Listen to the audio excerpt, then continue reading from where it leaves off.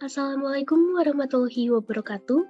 Salam sejahtera, Om Swastiastu, Namo Buddhaya, dan salam kebajikan bagi kita semua. Pada kesempatan kali ini, saya Fiona Kesia Sundari dengan NIM C0305211102 dari JMP BP2 akan memenuhi salah satu tugas minggu kedua kimia pangan, yaitu memaparkan dan mempraktikkan karbohidrat, yaitu uji iod dan uji enzim alfa amilase. Karbohidrat tersusun dari 3 unsur utama, yaitu karbon, hidrogen, dan oksigen. Susunan atom-atom tersebut dan ikatannya membedakan karbohidrat yang satu dengan yang lainnya, sehingga ada karbohidrat yang termasuk kelompok struktur sederhana seperti monosakarida dan disakarida, dan dengan struktur kompleks atau polisakarida seperti pati, glikogen, selulosa, dan hemiselulosa.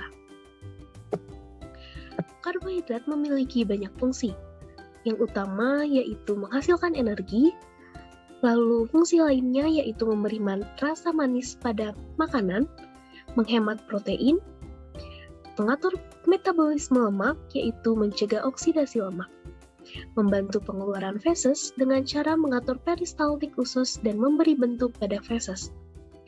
Dengan banyaknya fungsi karbohidrat tersebut, sehingga uji iod dan uji enzim alfa amilase ini berfungsi untuk menguji karbohidrat secara kualitatif. Kemudian uji iod. Uji iod ini bertujuan untuk memperlihatkan adanya polisakarida dalam bahan pangan.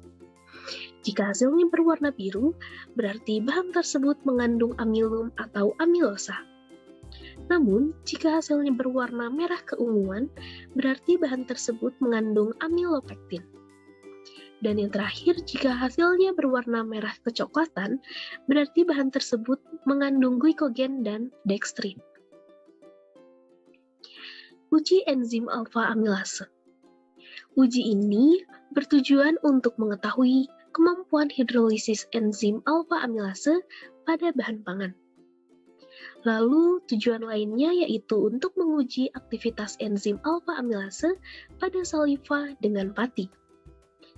Perubahan warna larutan yang semakin memudar ini diakibatkan aktivitas hidrolisis enzim pada pati, sehingga jumlah substratnya yang berubah. Berikut adalah pemaparan terkait karbohidrat, yaitu uji iod dan uji enzim alfa amilase. Selanjutnya, saya akan mempraktikkan kedua uji tersebut. Sekian dan terima kasih. Pertama, alat dan bahan dipersiapkan. Yang pertama, 50 ml air yang sudah dipipet dan diukur oleh pipet mor. Kemudian ada betadin sebagai larutan iodin. Lalu 3 sampel pati, yaitu tepung maizena, tepung beras putih, dan tepung terigu. Berikut piring yang berwarna putih untuk mempermudah praktikum. Lalu 3 sendok sebagai pengaduk. Untuk larutan iodin, betadin diteteskan 10 tetes ke dalam 50 ml air.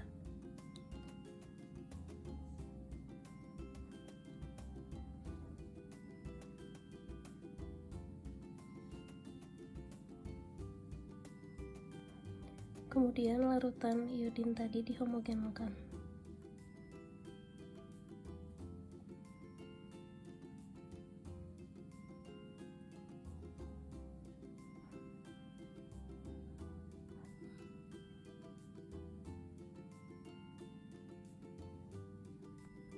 Setelah homogen, larutan iod dicampurkan ke masing-masing sampel, lalu diaduk.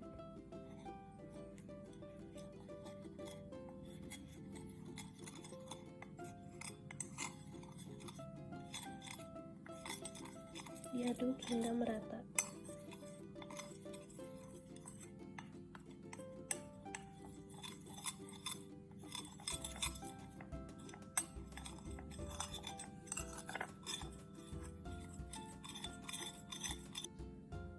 Lalu pada sampel yang kedua, larutan iod juga dicampurkan secara merata dan perubahan warna diamati.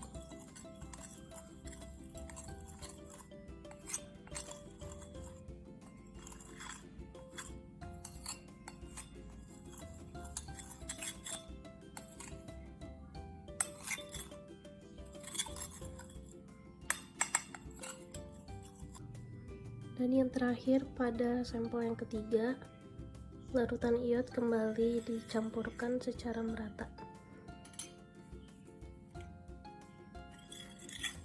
Lalu perubahan warna diamati dengan seksama.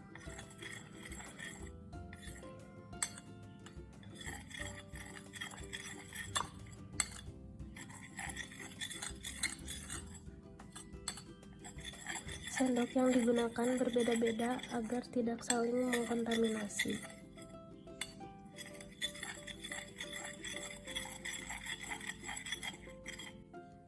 Berikut hasil dari pencampuran larutan iod dengan ketiga sampel pati. Tepung maizena,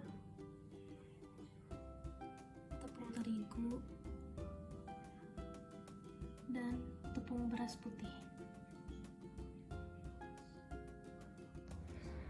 Pengujian kualitatif karbohidrat yang kedua yaitu dengan disiapkannya alat dan bahan sebagai berikut. Salah satu sampel pati yaitu tepung maizena yang saya gunakan, kemudian ada enzim alpha amilase 15 ml yang sudah diukur dan dipipet dengan pipet MOR, kemudian ada 50 ml air yang sudah dihomogenkan dengan betadin sehingga membentuk larutan iod, kemudian ada sendok yang masih bersih, lalu ada betadin itu sendiri dan pipet MOR. Setelah alat dan bahan disiapkan, larutan iod sebanyak 1 sendok dicampurkan dengan sampel pati yaitu tepung maizena. Dicampurkan secara merata. Perubahan warna yang terjadi diamati dengan seksama selagi dicampurkan.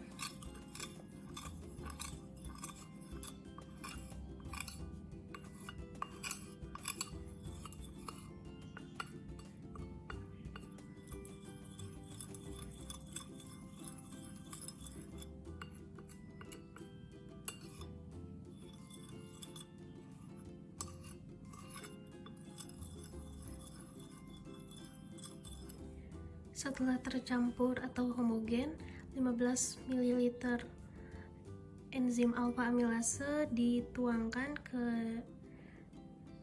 piring putih ini. Setelah itu diaduk dengan rata dengan sendok yang tadi digunakan sebagai pengaduk.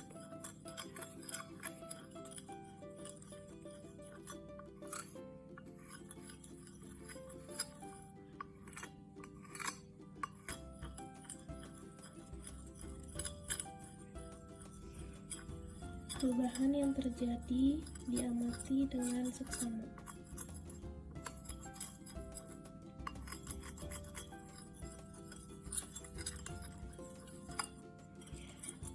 Perubahan yang terjadi tersebut diamati selama 60 menit dengan dicek setiap 10 menit sekali.